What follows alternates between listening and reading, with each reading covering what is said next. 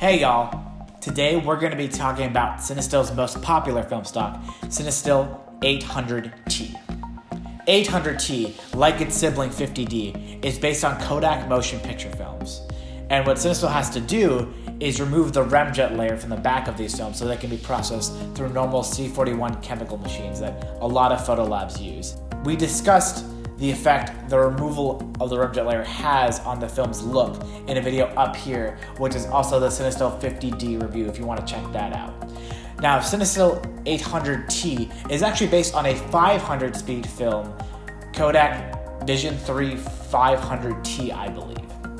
Now, this film is normally processed through the ECN2 chemistry like most of Kodak Vision 3's motion picture films should be. So, you're technically cross-processing it when you process it through the C41 chemistry.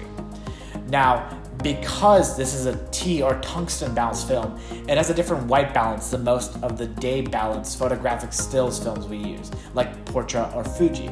This will give you a different hue, a lot more blue, and it counteracts the orange tungsten lights that were found earlier. The main difference between the two film stocks look, besides the white balance, is the fact that this CineStill film has no anti-halation layer, which means you get blooming or these nice orange glows around your highlighted areas. Now, this is an issue you could try to correct with a Tiffen Pro Mist filter, but a lot of people are after this look, and it does differentiate them from the people shooting Kodak Portra 800 in low light situations. When it comes to the grain structure of this film, I find it really pleasing, especially in medium format. It is similar to Kodak Portra 800 in a way, in that I don't like shooting it that much in 35mm because the grain becomes too obvious. And even when I'm shooting it in medium format, I typically rate it at 500 ISO or 250 even sometimes to give it a little bit extra light and exposure.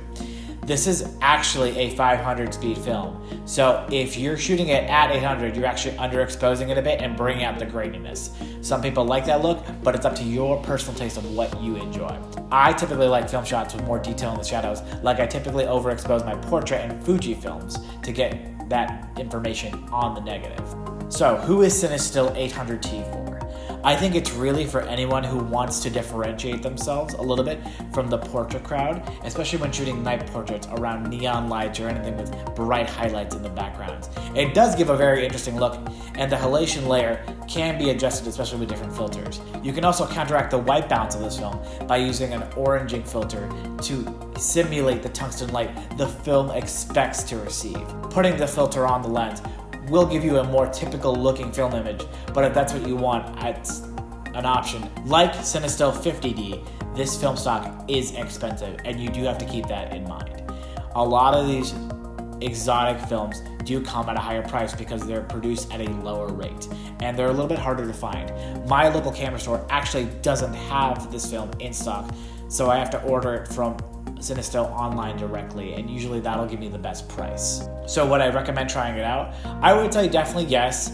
No, you're gonna get the halations, especially if you're shooting a lot of bright lights or anything like that. I would rate this film at 500 or 250 ISO to make sure you're getting all the details in the shadow you want on the negative, like I mentioned before. But it's something really enjoyable and something different to shoot. And if it makes you go out there and take great photos, I think that's fantastic. Hey y'all, thank you so much for watching to the end of the video. If you guys could like and subscribe, that would really help me out. Check out my previous 50D review up here if you haven't checked it out.